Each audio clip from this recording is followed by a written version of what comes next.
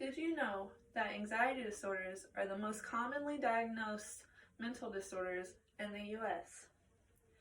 Everyone knows at least one person who has been diagnosed with anxiety disorder. Although many adults have experienced a panic attack at some point in their lives, only approximately 5% of Americans have been diagnosed with a panic disorder sometime in their life.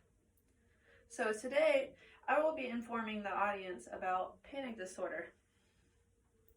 I will inform the audience about what panic disorder is, how it can be diagnosed, the different types of panic attacks, the symptoms of a panic attack, as well as the ways in which panic disorder can be treated. This topic is interesting to me because I myself have been diagnosed with panic disorder and I am currently being treated for it. So let's start off. What is panic disorder? According to the DSM-5, panic disorder is classified as an anxiety disorder. Panic disorder is an anxiety disorder that is characterized by recurrent and unexpected panic attacks. These are sudden surges of severe fear or discomfort that heighten significantly within minutes, not hours or days, minutes. In order to be diagnosed with the panic disorder, you must experience unexpected panic attacks on a daily basis, or not even daily, but regular. You experience them often. Okay, an individual diagnosed with panic disorder has had a panic disorder or a panic attack in the past that has caused them to be fearful of another possible panic attack sometime in the future. It causes them to change their behavior and become more avoidant of scenarios that they feel will cause these panic attacks. Let's see. So in order to be diagnosed with panic disorder, it is essential to rule out whether panic attacks are caused by substance use or maybe another anxiety disorder. Okay, so since we are discussing panic disorder, I figured it'd be important to discuss agoraphobia. Agoraphobia often develops after one is diagnosed with panic disorder. So, in agoraphobia is more common in adults than children, as well as more common in females than men. So the DSM-5 notes that in order to be diagnosed with agoraphobia, the person must experience intense fear or anxiety in a minimum of at least 2 situations, which include open spaces, crowds, standing in line, anywhere that involves you being out in public or being out of the house. So people diagnosed with agoraphobia tend to exhibit avoidant behaviors, like I have mentioned. These are a result of the fear of being in situations that may induce these panic attacks or anxiety, in which help may not be available or one is not able to flee, like the individual feels as if they are at a loss of control of the situation. So people with agoraphobia also tend to fear the embarrassment of physical symptoms.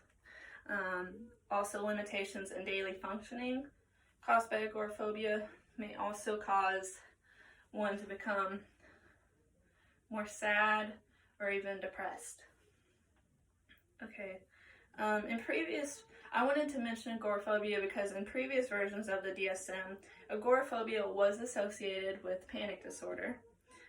But due to the recent updates of the DSM-5, agoraphobia is now considered a totally separate diagnosis.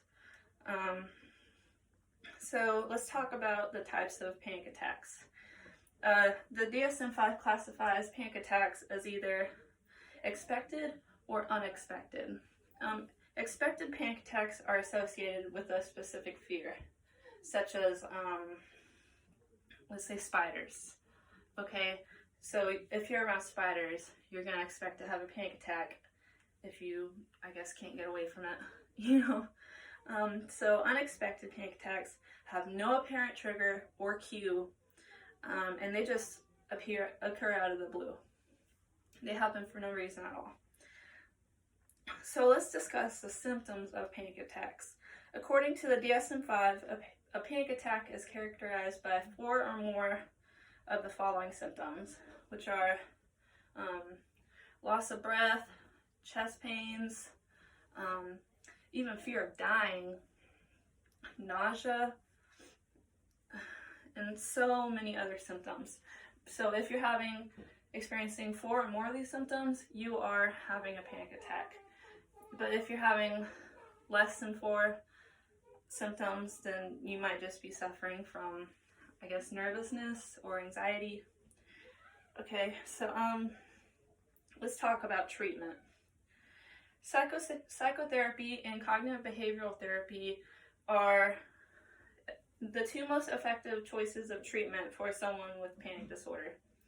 So therapy can help you understand panic disorder and the panic attacks you have, as well as therapy helps you to learn how to cope with these. So it is important to talk to a therapist about your condition, because it's the first step toward managing your symptoms in a healthy way. Therapy can be used alone or in a combination with antidepressants to help treat patients with panic disorder. So SSRIs such as Prozac and Zoloft can be prescribed to correct serotonin imbalance. Benzodiazepines such as Xanax and Klonopin can be prescribed for short-term use to allow GABA to transmit nerve signals more effectively in the brain. So although benzodiazepines are effective in treating panic disorder symptoms, but they are less effective than antidepressants and therapy combined. So here I have, like I said, I've been diagnosed with panic disorder. Here I have an SSRI, Lexapro, and I have a benzodiazepine, Klonopin. So these are my medications. I also seek therapy, of course. So I feel like therapy and medication combined definitely is more effective than just medicating and not talking about it. Okay, so in conclusion, although panic disorder cannot be cured, it can't, honestly, it can be treated with a combination of therapy and medication. So I just informed my audience about what panic disorder is, how it is diagnosed, the different types of panic attacks, the variety of symptoms one experiences during a panic attack, as well as the ways in which panic disorder can be treated. Thank you.